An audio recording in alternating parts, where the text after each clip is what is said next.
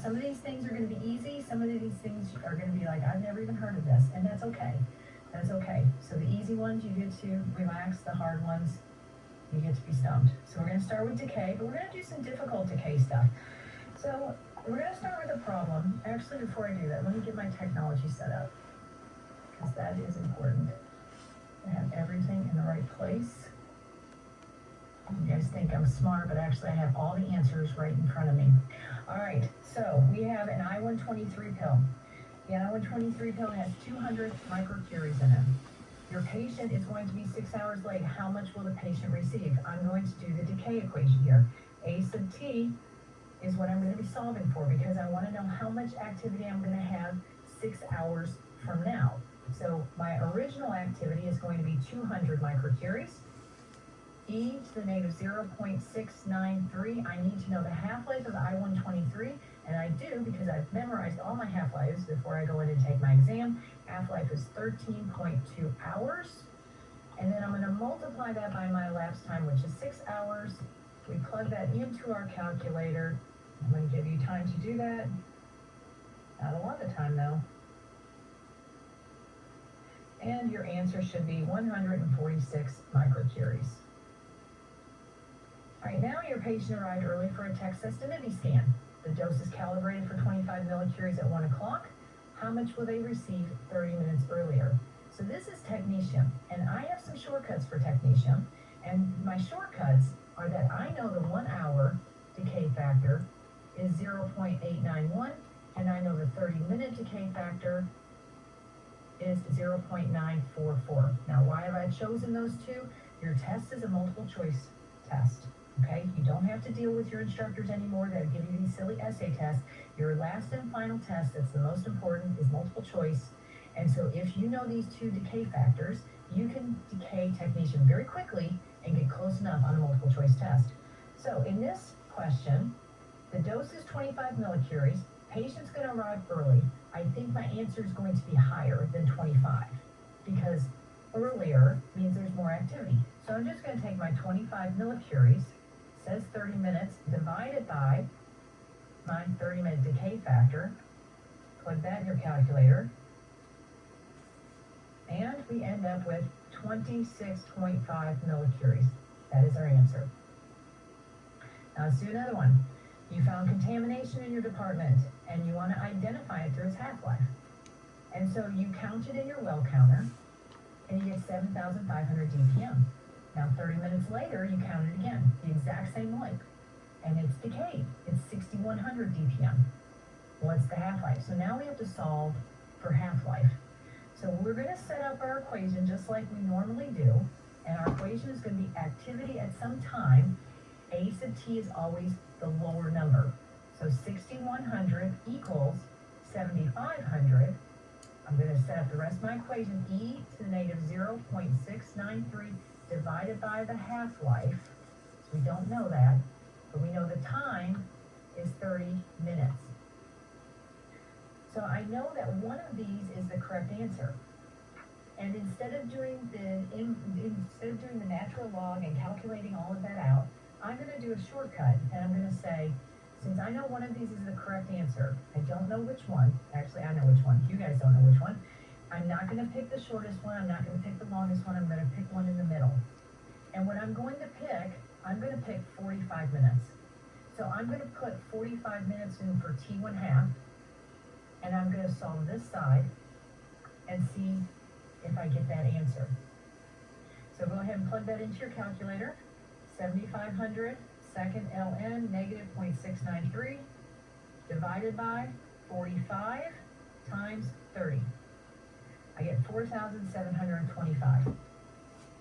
4,725. So what does that mean? That means too much decay has occurred, and since too much decay has occurred, this half-life is too short. So this is wrong, and so is this. So next, I'm going to try 110 minutes. I try 110 minutes. 110 minutes here. Plug it into your calculator. 7,500 second ln negative 0.693 divided by 110 minutes times 30. And I get about 6,200. That's pretty close. All right, it's not going to be exact because when you count something in a well counter, This is an activity. So it's going to be off a little bit. That is my answer. Now, if it wasn't close, then I know the other one would be my answer, so I only have to do it twice. All right, let's do this a different way. You want to inject your patient with 350 microcuries of indium-111. And the vial contains 500 microcuries. You won't need to know how long before it has 350, because you only want to give them 350. But you don't want to pull up some, you want to give them the whole vial. But you only want to give them 350. So what are we going to do? We're going to have to figure out time. So again, A sub t is always the low one, 350 equals 500 e to the negative 0.693 divided by the half-life. Make sure you know all your half-lives.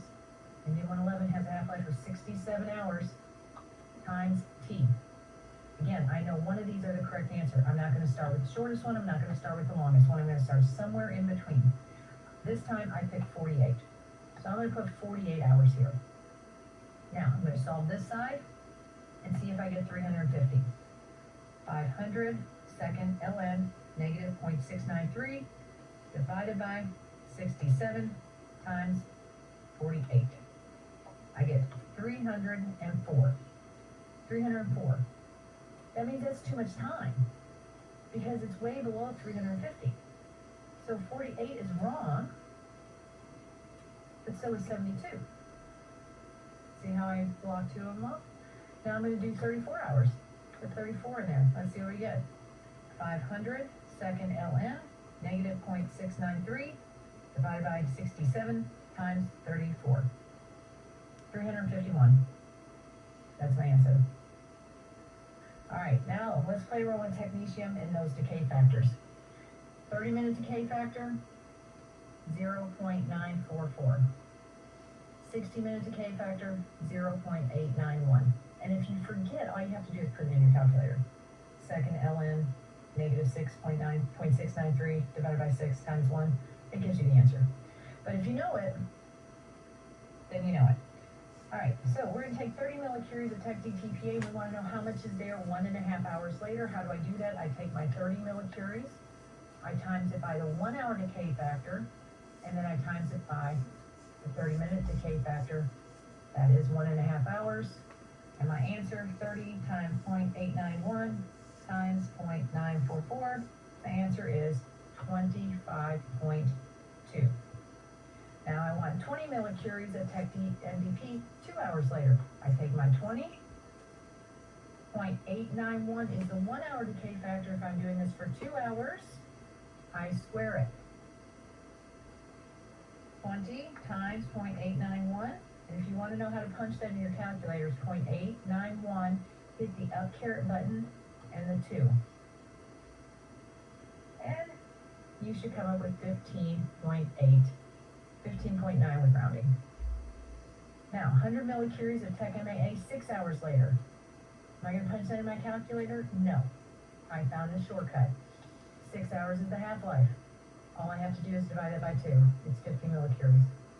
Look for your shortcuts. Now we're going to go the other direction. How much do I have at an earlier time? So 20 millicuries, 3 hours earlier. Now instead of multiplying, I divide. So I'm going to take 20 divided by 0.891 is the 1 hour decay factor, but this is 3 hours to the third. Punch that in your calculator. 20 divided by 0.891 up caret 3. You get 28 point, 2 millicuries. 10 millicuries 2 hours earlier. Same thing, 10 divided by 0.891 to the second. Punch that in your calculator. 12.6. 5 millicuries 6 hours earlier. Are we going to put that in our calculator? No. We're just doubling that. It's 10. Because it's 1 half-life. All right. Now let's move on to effective half-life. So we know the physical half-life is how long it takes to decay. And if it doesn't say physical, it just says half-life, you can assume they're talking about physical half-life. But there's another half-life at play here, and that is the biological half-life. The body is eliminating it as well. Both of those taken together is the effective half-life, and that is what is used to determine how much we can give the patient. So, what we're going to do is we're going to take the physical half-life times the biological half-life divided by the physical half-life plus the biological half-life. Our equation says, what is the effective half-life of a radiopharmaceutical if it has a physical half-life of 3 hours and a biological half-life of 2 hours? 3 times 2 over 3 plus 2. When you plug down your calculator, make sure you use your parentheses or it'll come out wrong. So 3 times 2 is 6, divided by 3 plus 2, which is 5. Answer is 1.2 hours. All right, what is the effective half-life of TEC-MAA if the biological half-life is 4 hours? You're like, where's the physical half-life? You know that. TEC-MAA has 6-hour half-life. 6 times 4 over 6 plus 4. Plug that in your calculator.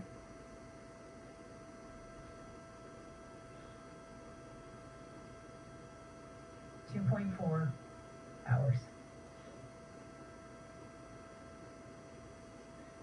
All right, shortcut. Love shortcuts.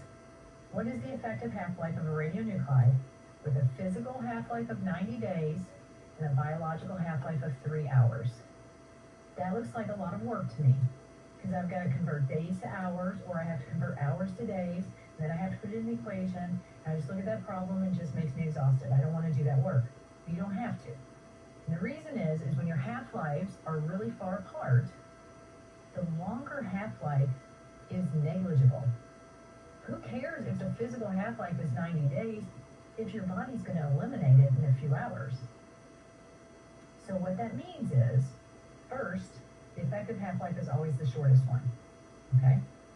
Second, if they're far apart, you take the shortest one and you find the answer that's just below it, and that's your answer.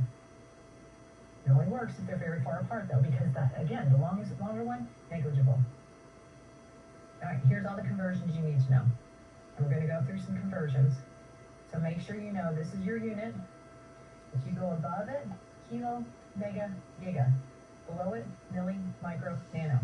All of these are separated by 1,000. Also know rems to sieverts, rad to gray. That's an easy conversion. There's 3 numbers in 100, 3 letters in rem. There's 3 numbers in 100 and 3 letters in rad. So the 100 always goes with the rem and the rad. 1 millicurie is 37 megabecquerel. By definition, a becquerel is a DPS. And 1 DPS is 60 DPM. This is where everybody messes up. But don't think about it as disintegrations, think about it as dollars. If I give you $1 per second, you have $60 per minute, right? That's what I want to make. I want to make $60 per minute. Once I make $60 per minute, then I'm retiring. All right, so think of it as dollars per second and dollars per minute. All right, let's do some conversions. We're going to convert 10 millicuries to microcuries. Millicurie and microcurie are right next to each other, so I can do it in one step. I start with what I'm given. Whatever's on top goes on bottom. Always the first step. I'm going from milli to micro.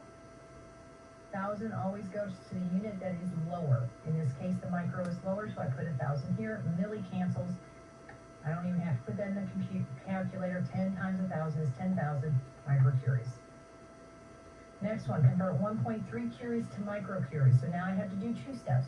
My unit, curie, to milli, and then to micro. So I'm going to start with what I'm given, 1.3 curies. Whatever's on top goes on bottom. Curies goes to millicurie. Millicurie is lower than the unit, so that gets the 1,000. Curie cancels. Whatever's on top goes on bottom. From milli, I can go to micro. Micro is lower, it gets the 1,000. Milli cancels. 1.3 times 1,000 times 1,000. Plug that in. Make sure you get the same answer as me. 1,300,000 microcuries. All right, we can do this on the top too. We're going to convert 5 times 10 to the second megabecquerels to gigabecquerels. So now we're going to go from mega to giga. They're right next to each other. We can do it in one step. But first, I've got to deal with this 5 times 10 to the second. So if it's 10 to the second, I'm just moving the decimal place two places, so that equals 500.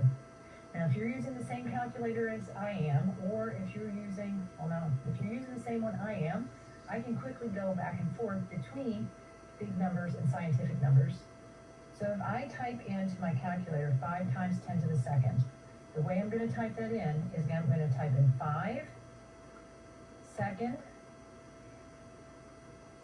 x to the minus 1. Okay, and when I do that, 5 second x to the minus 1, on my screen it says 5 with a capital E. And then I type in my exponent, which is 2, and hit enter, and it says 500. Now to convert from 500 back to scientific notation, I'm going to go all the way up in the corner where it says second, hit DRG, hit the right arrow, so the underline scientific, and hit enter, and now it says 5 times 10 to the second. All right, if you have a different calculator, play around with that, make sure you know how to do that. All right, 500 megabecquerels is where we're starting. Whatever's on top goes on bottom. Mega can go right to giga. Smaller unit, this time is the mega, so the 1,000 goes on the bottom. Mega cancels. Times that in your calculator, 500 divided by 1,000 equals 0.5 gigabecquerel. All right, we've gone up and down. Now we need to go from curies to becquerels. So we need to know 1 millicurie is 37 megabecquerels. We just need to know that. We're going to convert millicuries to megabecquerels. Also think of your conversions as doorways. Once you're at your doorway, you can walk through your doorway, but if you're not at your doorway, you have to walk until you get to your doorway. Now in this case, we're starting with 25 millicuries. I'm at my doorway. Whatever's on top goes on bottom. I don't megabecquerels on top. I look at my doorway, it's 1 millicurie is 37 megabecquerels. Millicuries cancel. I'm left with 925 megabecquerels. All right, now we're going to do 2 steps. We're going to start with 120 millicuries. We need to go to gigabecquerels. Again, this is my doorway. I start with 120 millicuries. Whatever's on top goes on bottom. Megabecquerels. 1 millicurie is 37 megabecquerels. Millicurie cancels. I am not done yet because I have to go to gigabecquerels. Whatever's on top goes on bottom. Gigabecquerels goes on top because it's right next to it. Kilo, mega, giga. Smaller unit this time is the mega, so it gets 1,000. Megabecquerels cancel. I'm left with gigabecquerels. Punch in your calculator, 120 times 37 equals, divided by 1,000.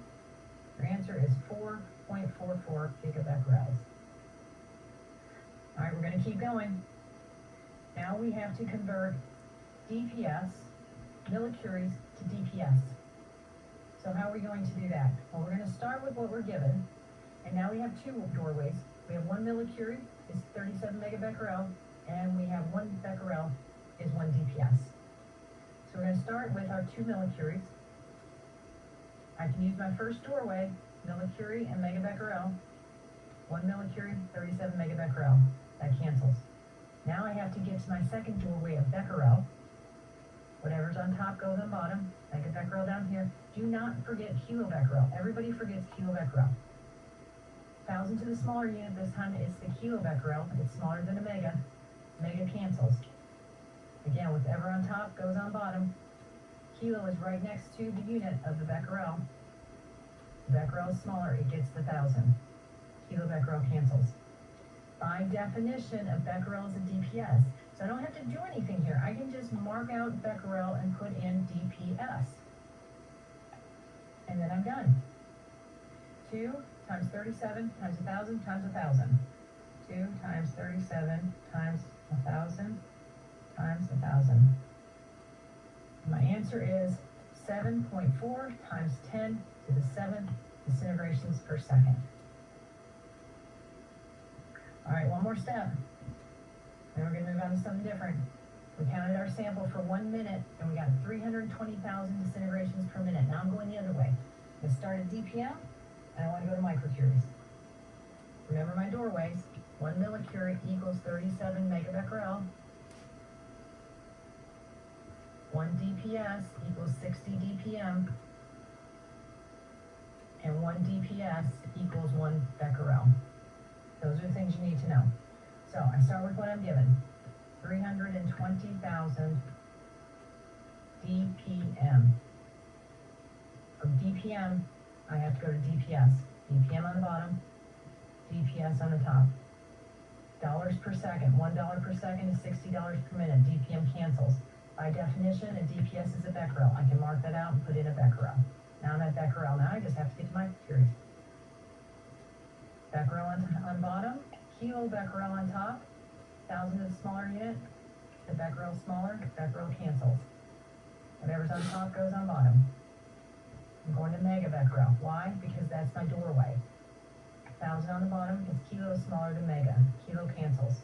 Now I can use my doorway, megabecquerel, to millicurie. 1 millicurie is 37 megabecquerel. Not done because it wants it in microcurie.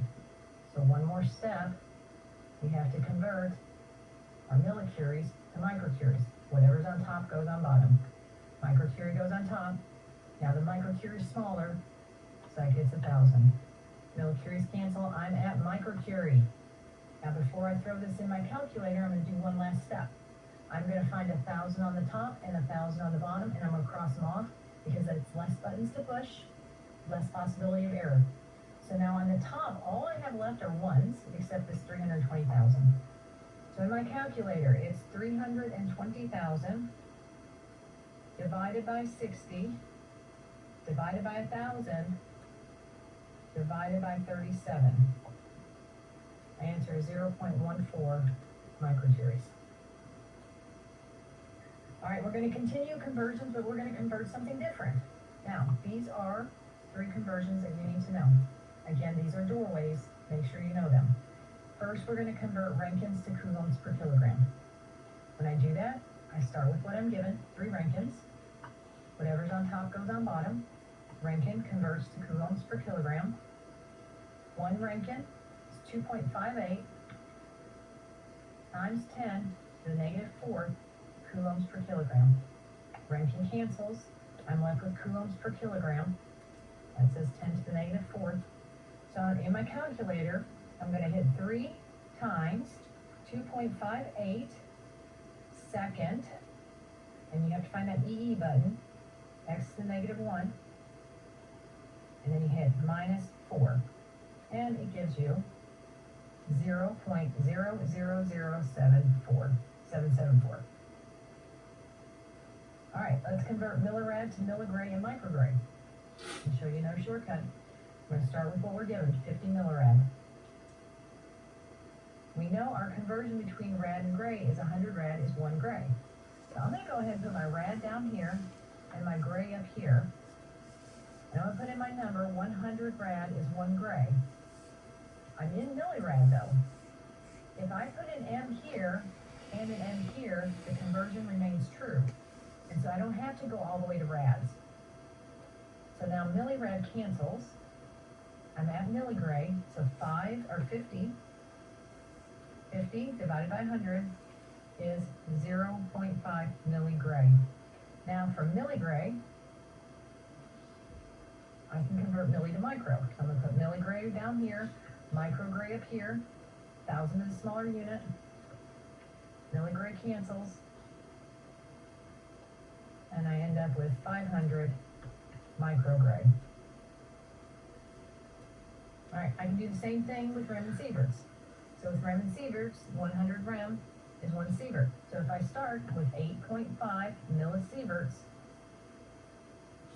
I can put in my conversion, Sievert and Rem, 100 Rem is 1 Sievert.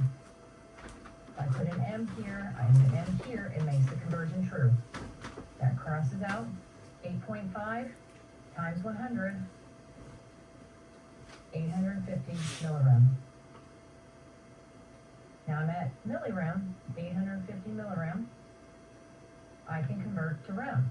Millirem on the bottom, rem on the top, 1,000 to the smaller unit. Millirem cancels, 850 divided by 100, 0.85 rem.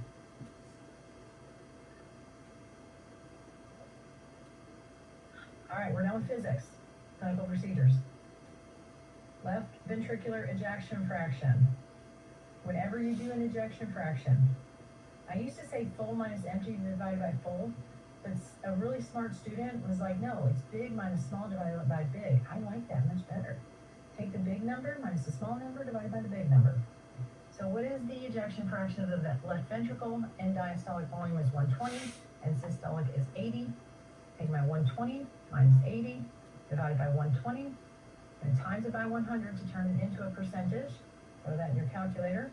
120 minus 80 equals, divided by 120, 33%.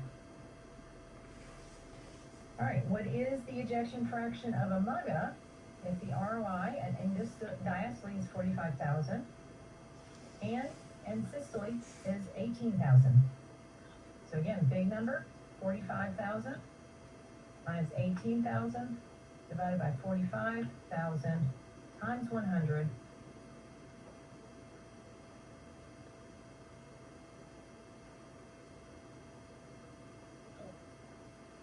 You get 60%.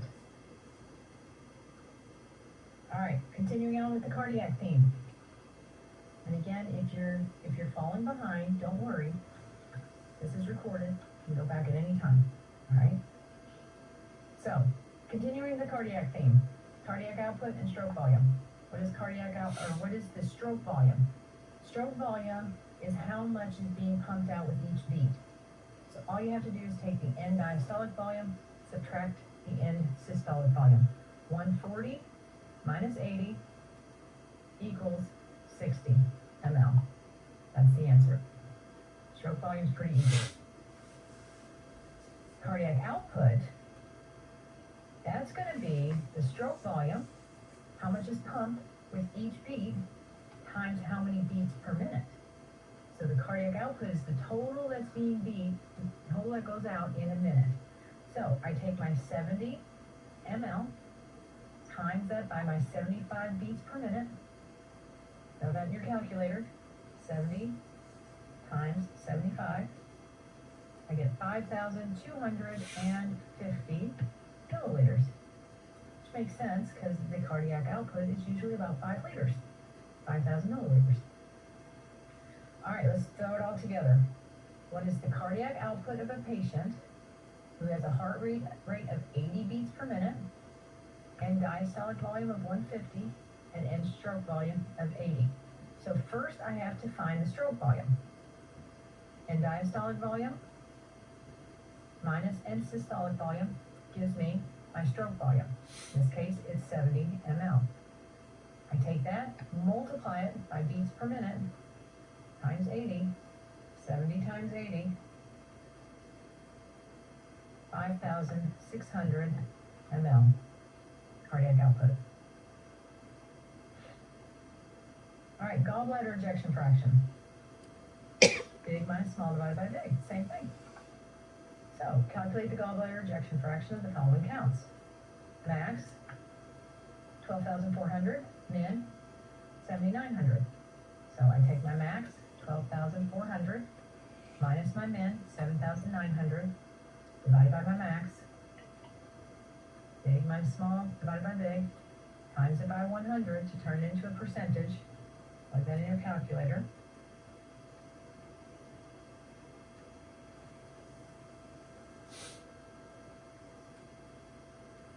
And we get 36%. All right, so those are net counts. What if we're giving gross counts with the background? Well, we have to subtract background. Max is 75,000, min is 11,000, our background is 1,000. So the first thing we're going to do is we're going to calculate 75,000 minus 1,000 is 74,000. 11,000 minus 1,000 is 10,000. Divided by our max again, 75,000 minus 1,000, 74,000. Times it by 100.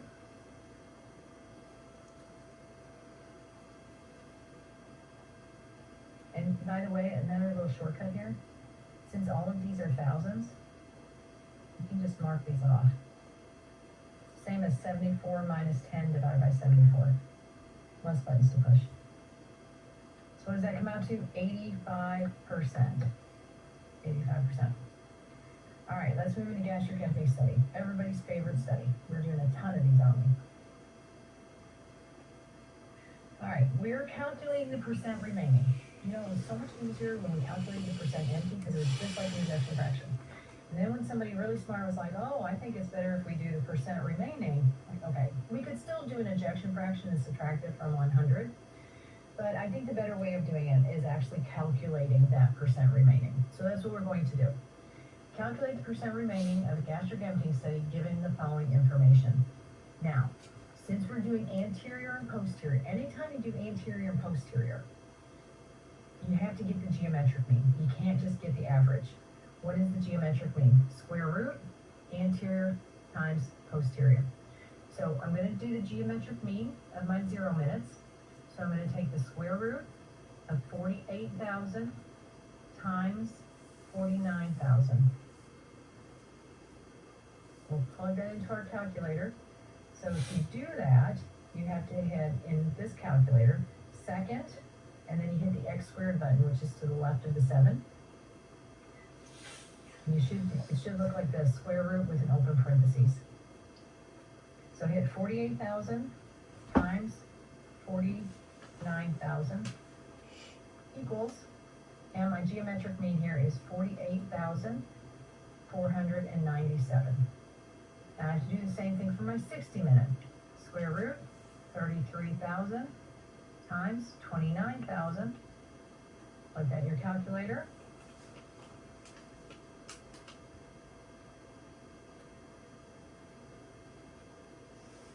I get 30,935. Whoops, come back, there we go, 35. All right, so now we have our 0 minute counts and our 60 minute counts. And then we have to think for a moment, okay? So we have to think, my 0 minute counts were taken early and they haven't decayed like my 60 minute counts have. So I have to fix my 0 minute counts. And the way that I fix them is I have to decay them an hour. I know my 1 hour decay factor, 0.891. So I take that 48,497 times that by 0.891, gives me a corrected count of 43,211. These are my true 0 minute counts. Now, I've got this one, this one, and this one. I've got my 60 minute counts and my 0 minute counts. Which goes on top and which goes on bottom? We want to know the percentage that's remaining at 60 minutes. So that means my 60 minute has to go on the bottom. This is the 60 minute. All right, so I'm going to take that 30,935 divided by my 43,211, times that by 100, and I get a percent remaining at 71.5%. All right, let's do another one. For the sake of time, I'm going to do the geometric means for you. Geometric mean at 0 minute comes out to 64,930. Geometric mean for my 120 minute, which is 2 hours, comes out to 22,649. So my 0 minute did not decay. My 0 minute has not decayed. And so I have to decay that 2 hours. To do that, I'm going to multiply by 0.891 squared. 64,930 times 0.891 squared.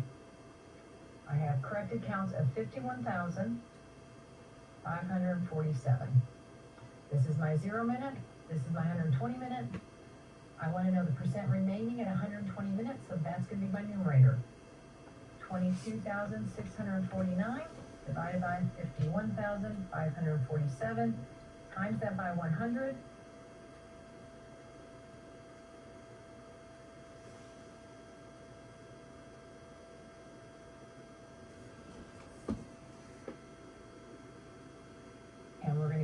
44% remaining.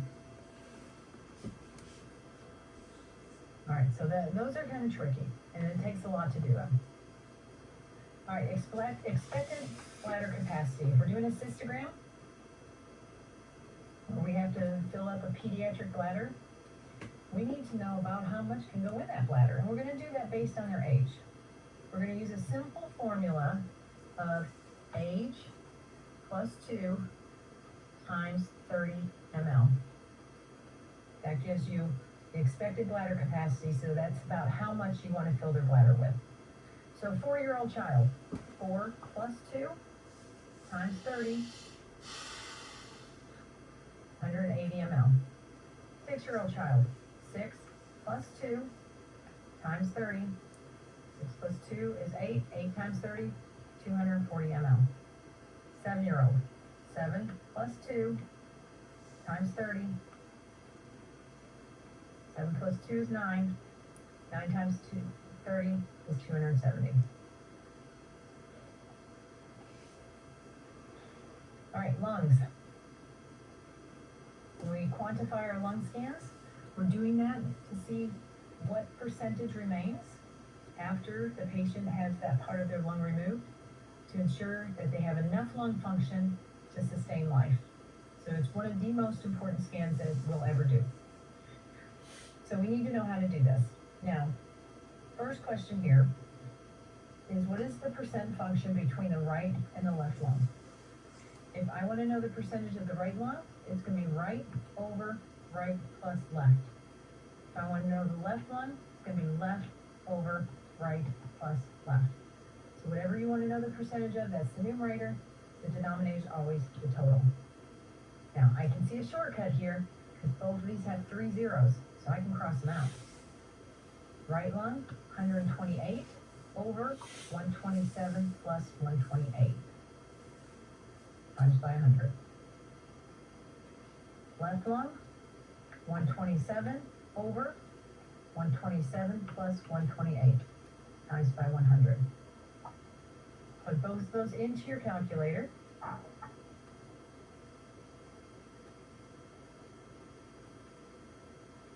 You might want to use parentheses on the denominator.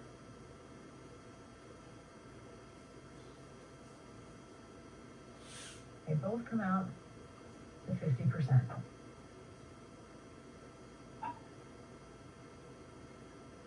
All right, we also have the protocol where we're going to look at 3 segments in each lung. So I have my segments, my right upper lobe, my right middle lobe, my right lower lobe, and then on the left I have my left upper, my left middle, my left lower. So if the question is, what is the percent function to the right upper lobe? I'm going to put the right upper lobe in the numerator. My denominator has to be the total of all of them. I have to add them all up. But I've done that for you, so you don't have to do that. The total of all of those counts is 24,400. I'm going to multiply that by 100. Plug that in your calculator.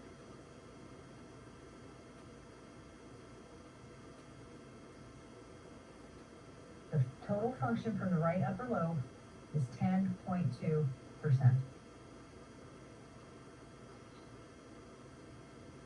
All right, thyroid uptake. Now we're finding out what is the percentage of the uptake in the thyroid. So we know that's going to be the numerator. The patient's thyroid count is going to be the numerator because that's what we're trying to find the percentage. So we have a 24-hour I-123 uptake, and we're using the same pill for the standard and the patient. That means we count the pill, and we use that same pill, and we give it to the patient. So we're counting the pill on day 1, and we're counting the patient on day 2, which means the patient counts have decayed, and the pill counts have not. So again, what is the percent uptake in the patient's thyroid? That's going to go in the numerator. So my numerator is 22,890.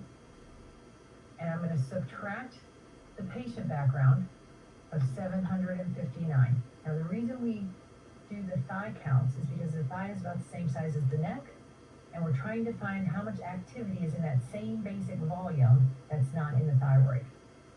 So that's my numerator. My denominator is going to be my standard pill counts, which is 160,000 minus the background, but I have to correct it for decay because this, when I counted it, was yesterday. If I were to count that today, it would decay 24 hours. So I have to find the 24-hour decay factor. E to the negative 0.693. Have to know the half-life of I-123 is 13.2 hours times 24 hours. Plug that in your calculator. Second, ln, negative 0.693 divided by 13.2 times 24 equals 0.284. So I have to multiply this denominator by 0.284. So let's calculate the numerator first. 22,890 minus 759. My numerator is 22,131. My denominator, 160,000 minus 250 times 0.284. It's 45,369. I divide these, multiply by 100.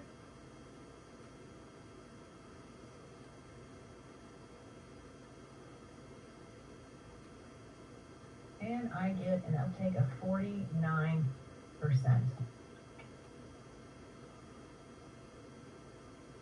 All right, next problem, 6-hour uptake. Again, using the same pill for the standard in the patient. If you use 2 separate pills, you do everything the same, you just don't have to decay it because it's a separate pill and you're counting them at the same time. If you count the 2 pills at the same time, you don't have to decay it. But if you're using one pill where you count today and then you count the patient tomorrow, you have to decay it. All right, this time I'm going to do 6-hour. Patient thyroid, that's going to go in the numerator, 22,890 minus the background. Denominator, 84,000 minus the background. Now I need the 6-hour decay factor, e to the negative 0.693 divided by 13.2 times 6.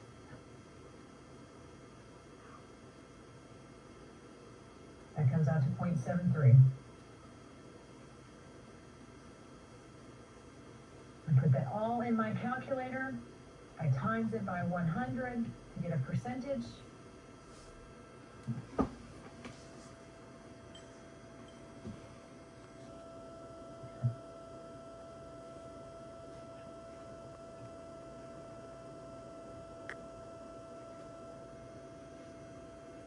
I end up with 36%. If you got it right, celebrate. If not, don't worry, it's being recorded. You go back and do it again.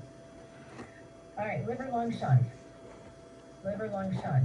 So we do these when we want to know if a patient is a candidate for Y90 microspheres. Those are particles. We're going to shoot those right through the hepatic artery into the tumor. And we want to make sure that those particles aren't going to leak out into circulation, because if they do, they're going to the lungs, and we don't want that. So let's do a trial run. Let's get TEC-MAA. Those are also particles, and let's see if they go to the lungs. So we're going to do that. We're going to inject with the TEC-MAA. We're going to do an ROI around the lungs, ROI around the liver. Now I want to know the percentage shunted to the lungs. And so what I'm going to do is I'm going to put that in the numerator, my lung counts. 120,000 in this case. Denominator is always the total. 120,000 plus 880,000. Times that by 100. Understand your calculator. 120,000 divided by 120,000 plus 880,000 equals times 100. My answer is 12%. 12% shunting. Where do people make mistakes? In the denominator. They forget to include both of them. If you just said 120,000 divided by 880,000, your answer's wrong. And you're probably going to be the difference between them getting their Y90 and not getting their Y90, because that percentage is going to be a lot higher. Now, what does that percentage mean? 10% or less, you're good to go. 10 to 20, consider dose reduction. Greater than 20, absolutely not. All right, relative renal function. Same thing we've been doing. Relative renal function. I want to know the percentage of function in the right kidney. So it's right over left plus right. And I want to know the percent function in the left kidney, left over left plus right. So the right kidney, 22,000. Again, denominator, you have to add them together. 14,000 plus 22,000. Times that by 100. And the left will just be the opposite. It's always a good idea to do both. I know you can subtract from 100 and get the other one, but what if you messed up?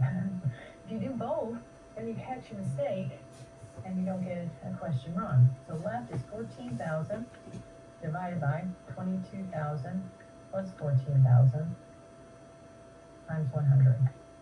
All right, let's punch that into our calculators. Good idea to put parentheses on the bottom.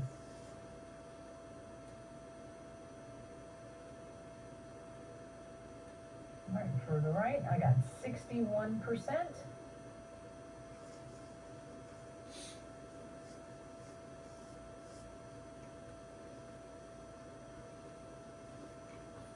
And the left, I got 39%.